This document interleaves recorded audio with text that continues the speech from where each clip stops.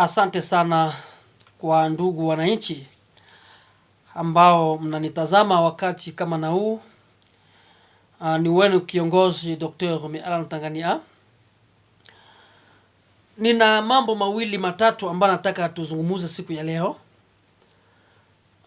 Kitu cha kwanza nitaongelea juu ya mesure ambayo serikali yetu inapaswa ichukue kwa wasaliti ambao walisaliti serikali na kusaliti wananchi.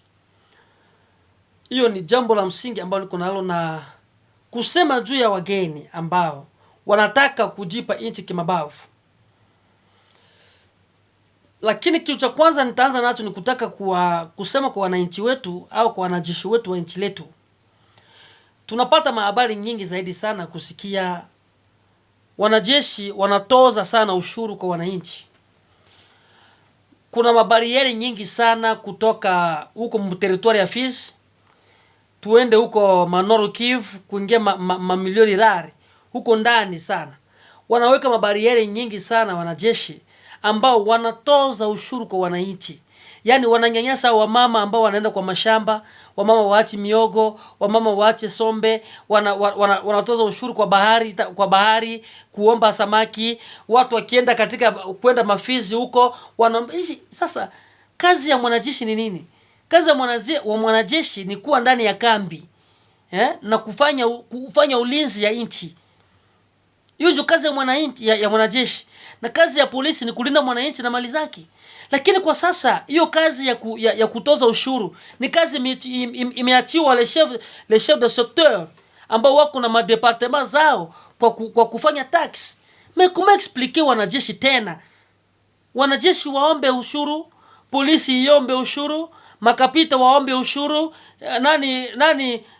groupement iombe ushuru. Je, au wananchi ambao wanaishi kwa maisha mabaya, wanaishi kwa toya $1 par jour, mama yuko anafanya commerce ili watoto wake wapate kitu kidogo ya kula, lakini taxes zimekuwa nyingi.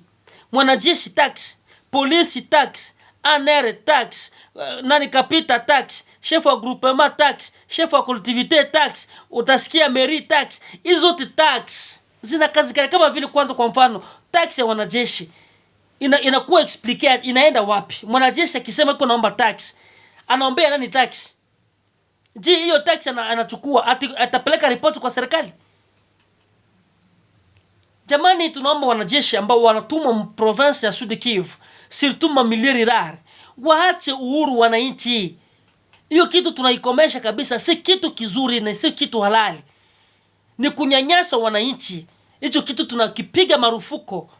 Kama wewe ni mwanajeshi, kazi yako linda amani na usalama, linda adui ambaye anataka kuiba mali za nchi. Hiyo ndio kazi ya mwanajeshi, kupigana na adui wa nchi. Na kazi la polisi ni kulinda mwananchi na mali yake, si kumnyanyasa.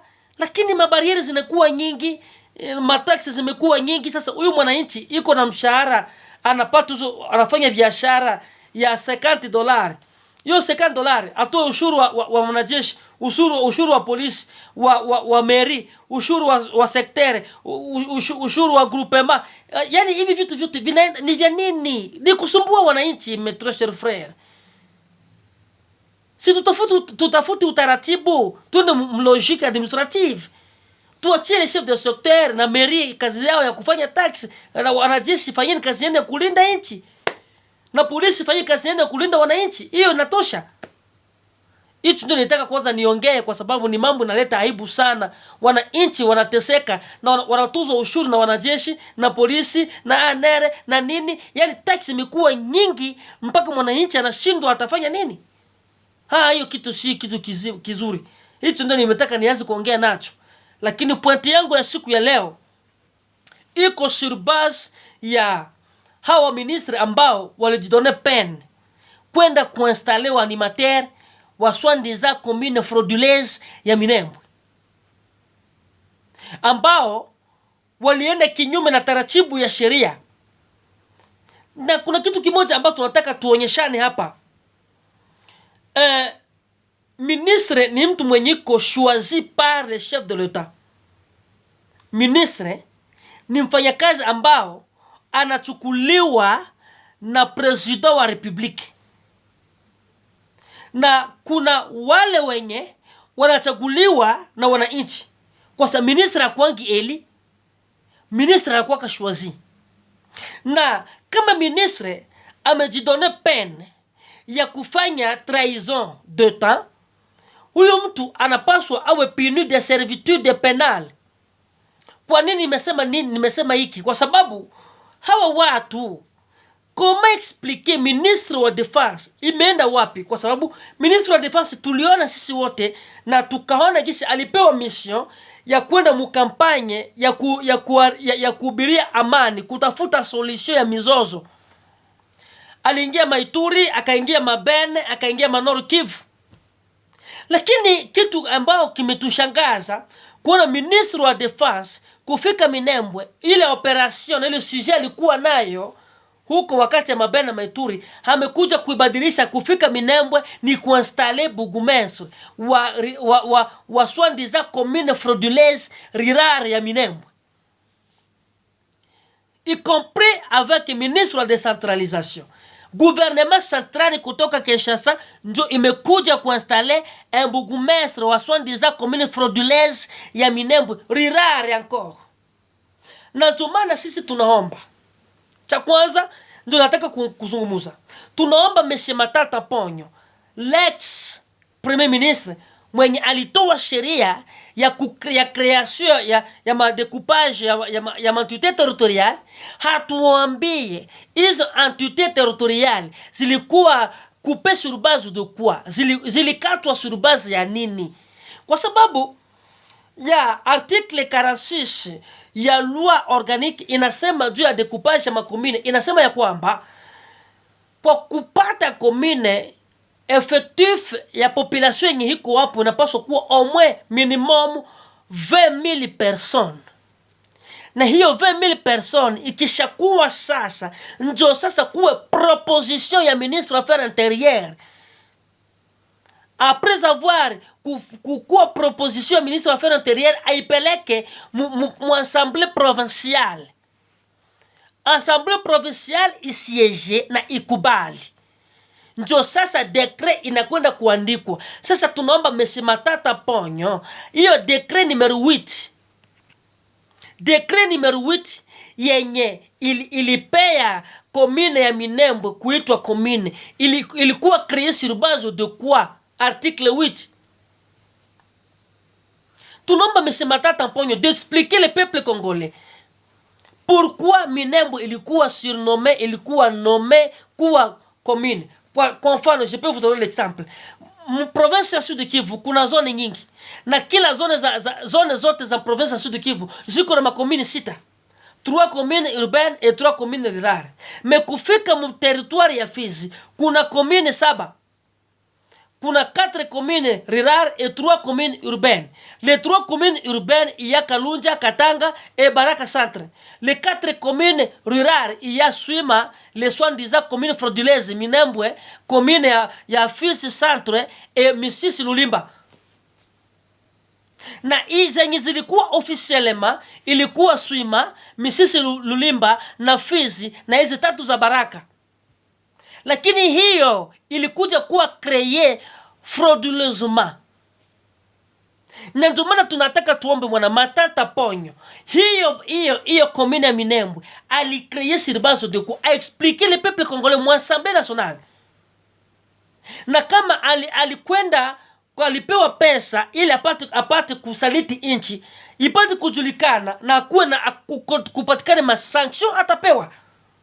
Monsieur Matata Ponyo avec ministre wake wa affaires intérieures mwenye alileta proposition kwa Assemblée nationale.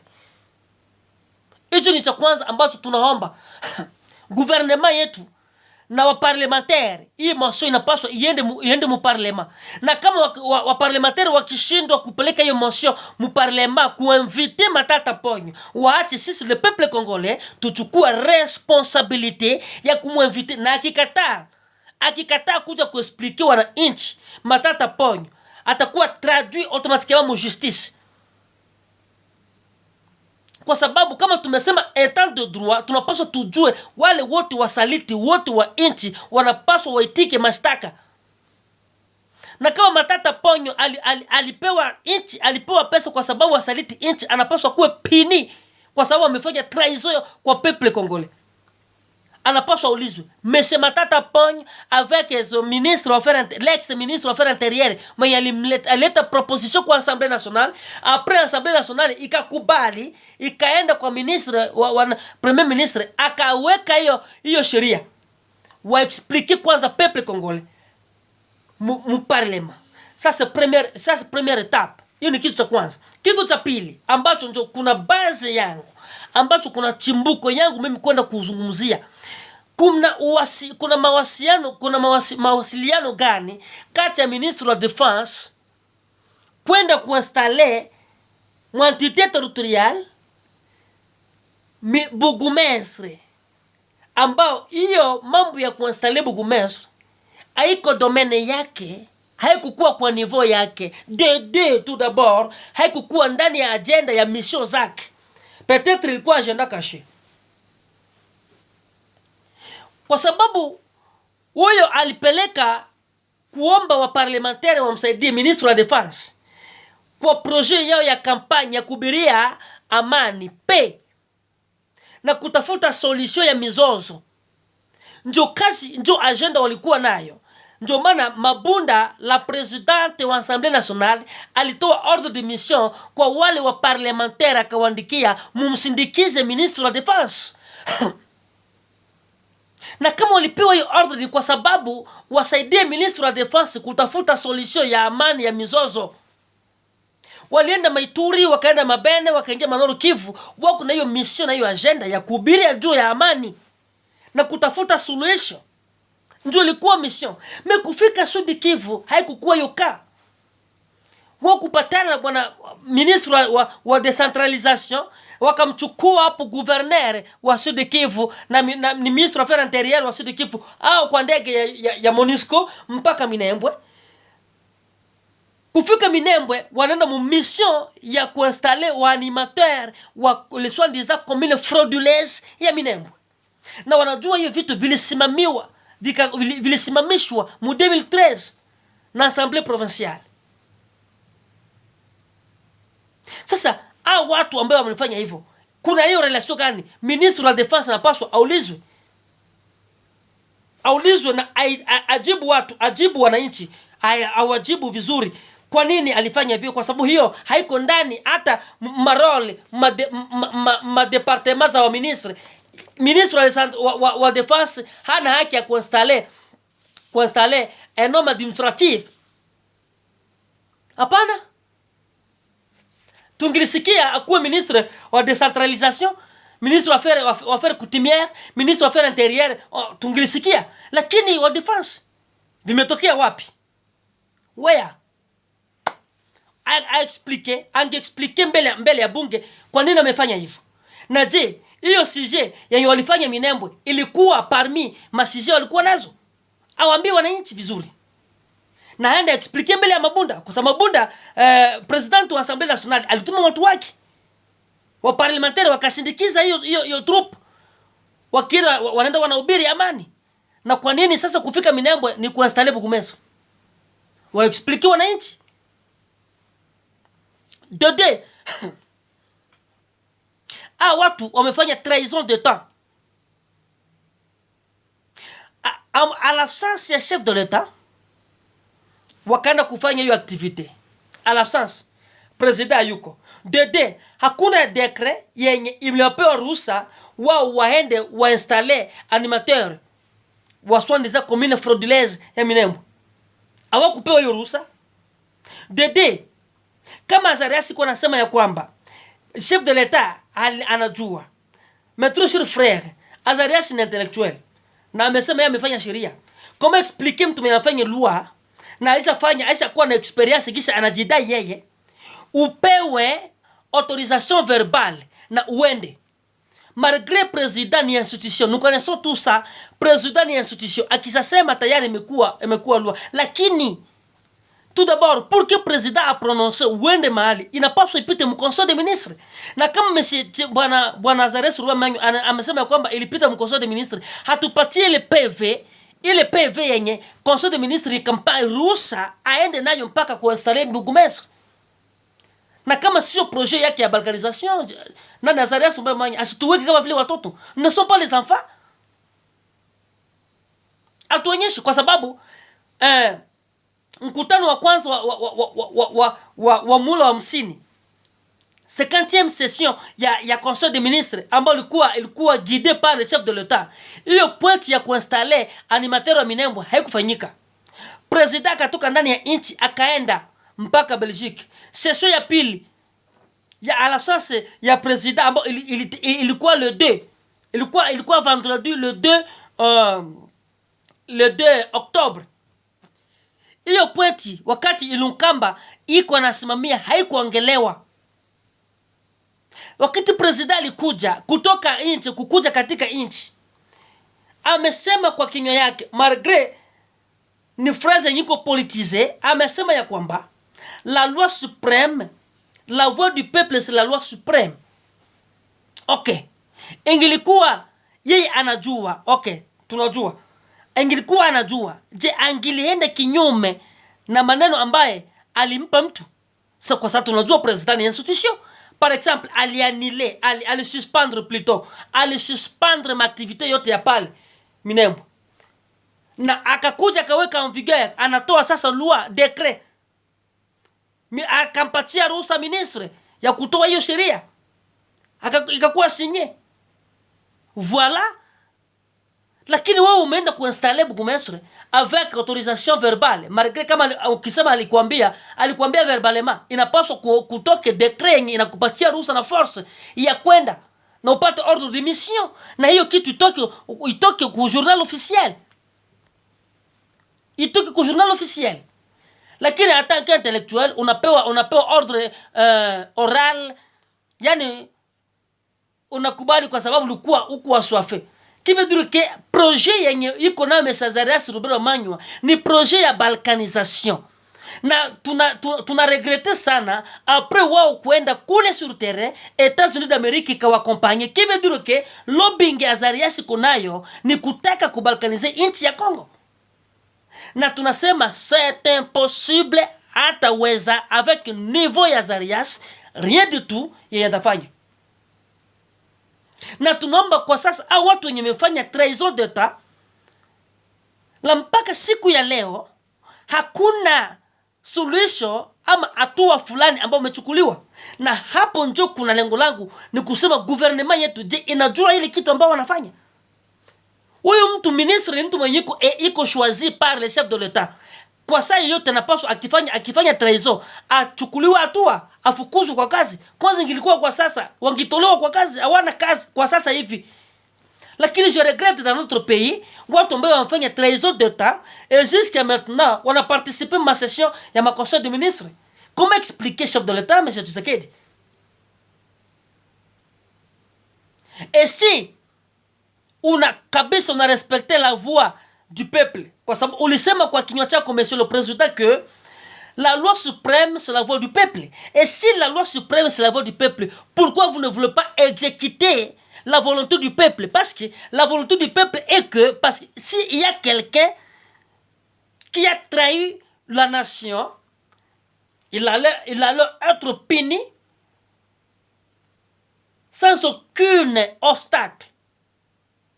Kwa sababu huyo mtu anapaswa akuwe pini bila kizuizi chochote kile. Kwa sababu la loi suprême c'est la voix du peuple.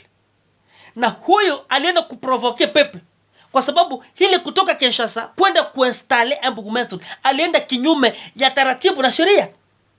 Na angelipaswa kuwa pini na sheria za nchi. Kwa sababu amevunja sheria, amevunja katiba, amezarau symbole ya unité nationale qui veut dire président de la République. Na anajidai alishakuwa na experience, alikuwa vice president, alifanya kubarua Lubumbashi, iko na experience ya 20 ans. Nous n'avons pas besoin de votre expérience ya mabassesse. Est-ce que si vous avez l'expérience unaweza kuambiwa upewe ruhusa verbal na uende kufanya kitu? Mtu intellectual mwiko na experience. Na kama sio projet balkanisation yenye muko nayo ni nini? C'est là où nous ne pouvons pas accepter ça. Na ndipo tunaomba gouvernement yetu ichukue ma responsabilité yake, au watu kwanza wangidemissione tout d'abord.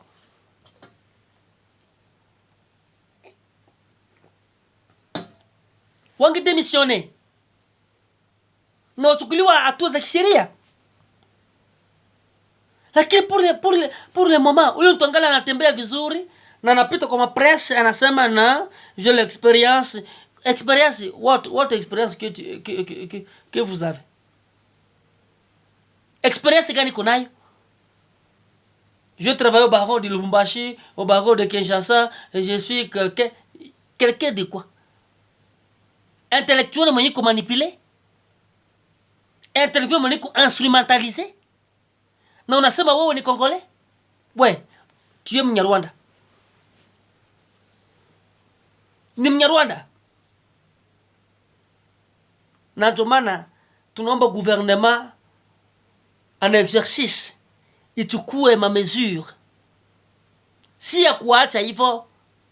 Na tungiomba hao wenye walipewa hiyo nafasi aseme ni kwao watolewe, kwa sababu tayari hao watu wakuja kuwaprovoke. Minembwe ni entité territoriale ya Fizi. Na kama watatoa dekret ya kuinstalewa Bugumestre na au bia ni animateur, mwenye anapaswa aongoze hiyo Minembwe ni Mbembe,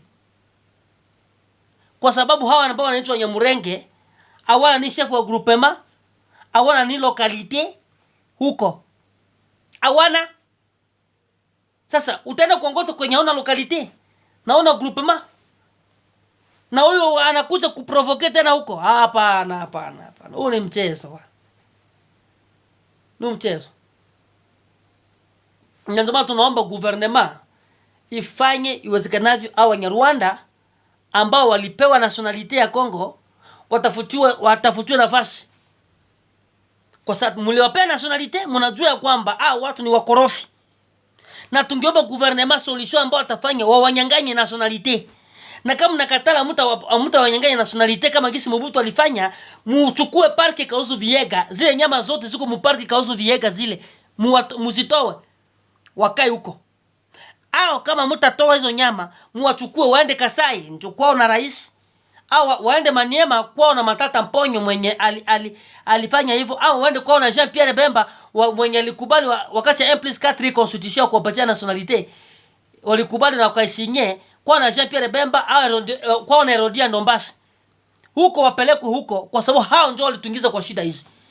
Lakini Mufizi au Vira hapana. Wamekuja wameprovoke peuple, hapana. C'est impossible wao kukaa huko. Na ndio maana tunaomba gouvernement kwa sauti ya taratibu wafanye iviwezekanavyo, hao watu watafutiwe na mahali, watafutiwe nafasi, na hao wenye wamefanya makosa wachukuliwe hatua. Na kama watachukuliwa hatua, wananchi watachukua hatua. Ni hicho ambacho tunataka tuombe gouvernement ya Bwana Tshisekedi ifanye, na ifanye itakuwa kitu cha maana, na itasauve personalite yake, itasauve regime yake, itamsaidia kumudefendre. Lakini kama hataki kuwa defendi na peuple, anataka kuwa defendi na hiyo milengo yake, basi peuple itarevendique. Na hicho ndio tunaomba gouvernement en exercice kufanya hivyo iwezekanavyo. Je dis et je vous remercie. Merci.